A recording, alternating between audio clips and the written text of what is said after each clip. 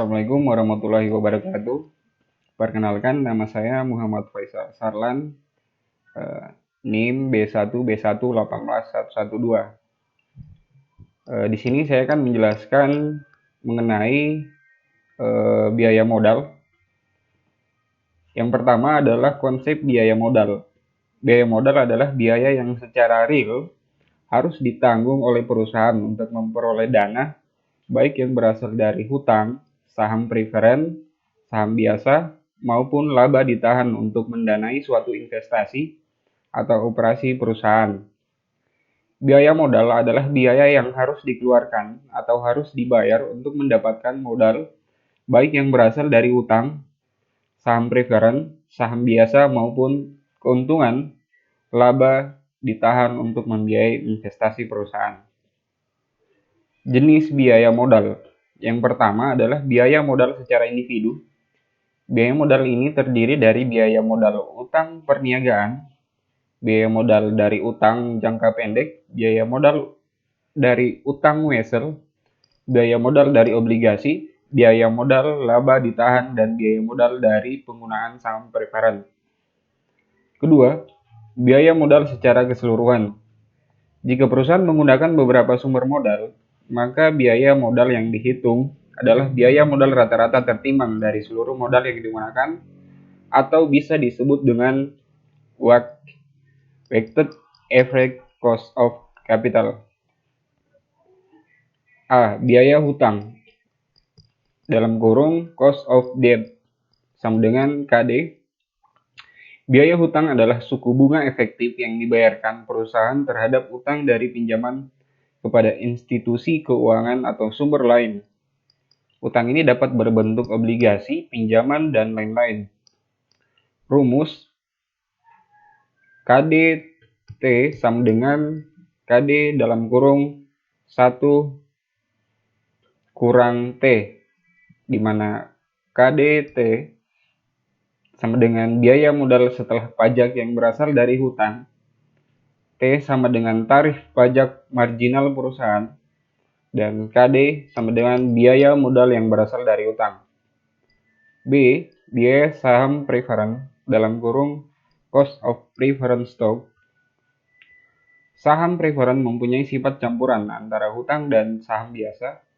Mempunyai sifat sebagai hutang karena saham preferen mengandung kewajiban yang tetap untuk mengadakan pembayaran secara periodik, dan dalam likuidasi perusahaan pemegang saham preferen mempunyai hak didahulukan sebelum pemegang saham biasa.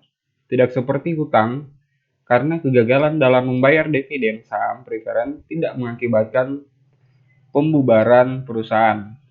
Rumus KPS sama dengan DPS per PN kali 100%, di mana KPS sama dengan biaya modal saham preferen, DPS sama dengan dividen saham preferen, dan PN sama dengan harga yang diterima perusahaan dikurang flotasi. C. Biaya ekuitas saham biasa.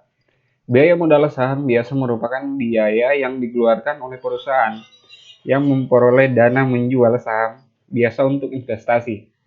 Biaya modal saham biasa dapat mengalami peningkatan secara internal dengan menahan laba, atau secara eksternal dapat menjual atau mengeluarkan saham biasa baru. Perusahaan dapat membagi laba setelah pajak yang diperoleh sebagai dividen, meliputi yang pertama biaya laba ditahan, kedua biaya ekuitas saham biasa baru. Soal latihan, sebuah perusahaan memiliki biaya hutang sebelum pajak sebesar 10% dan tingkat pajak yang berlaku saat ini adalah 15%. Hitunglah biaya hutang setelah pajak. Yang kedua, perusahaan menerbitkan saham preferen 100 lembar yang dimana 100.000 dengan bunga tetap 8% per tahun. Penjualan saham preferen ini 9 juta dalam kurung 90.000 per lembar. Hitung biaya modal saham preferen. Jawaban yang pertama, diketahui KD sama dengan 10%, T sama dengan 15%, dan ditanyakan biaya hutang setelah pajak dalam kurung KDT. Penyelesaian, KDT sama dengan KD dalam kurung 1 min T. KDT sama dengan 10%, 1 kurang 15%. KDT sama dengan 0,1 dalam kurung 1 kurang 0,15. KDT sama dengan 0,1 dalam kurung 0,85.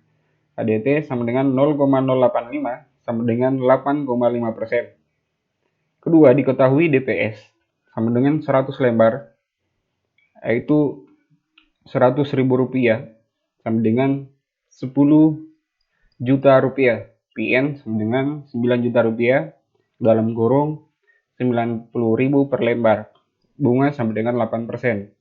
Ditanyakan biaya modal saham preferan penyelesaian, KPS sama dengan DPS per PN kali 100%. KPS sama dengan 8% kali 10 juta bagi 9 juta kali 100%. KPS sama dengan 800.000 bagi 9 juta kali 100%. KPS sama dengan 0,0889 kali 100%. Sama dengan 8,89%. Contoh soal yang pertama, PTX menjual saham preferan dengan dividen sebesar 5%. Diharapkan terjual dengan harga 95 per lembar per share. Biaya-biaya yang dibayar atas penjualan tersebut diperkirakan mencapai Rp3 per lembar. Berapa cost of preference stock? Jawab.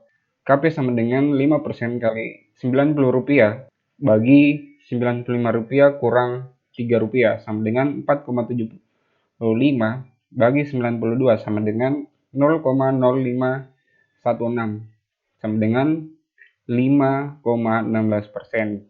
Yang kedua, harga saham biasa sebesar Rp64 per share. Perusahaan menjual saham biasa baru dengan mengeluarkan biaya emisi senilai Rp2,5 per share. Dividen yang dibayar pada akhir tahun pertama sebesar Rp3 per share. Tingkat pertumbuhan dividen selama 6 tahun yang melampaui rata-rata 4%. Berapa biaya saham biasa baru? Jawab. KCB sama dengan Rp3 bagi Rp64 kurang Rp2,5 tambah 0,04 sama dengan Rp3 bagi Rp61,5 tambah 0,04 sama dengan 0,0488 tambah 0,04 sama dengan 0,0888 sama dengan 8,8%. Itulah tadi penjelasan saya terkait materi biaya modal. Saya akhiri dan ucapan Assalamualaikum warahmatullahi wabarakatuh.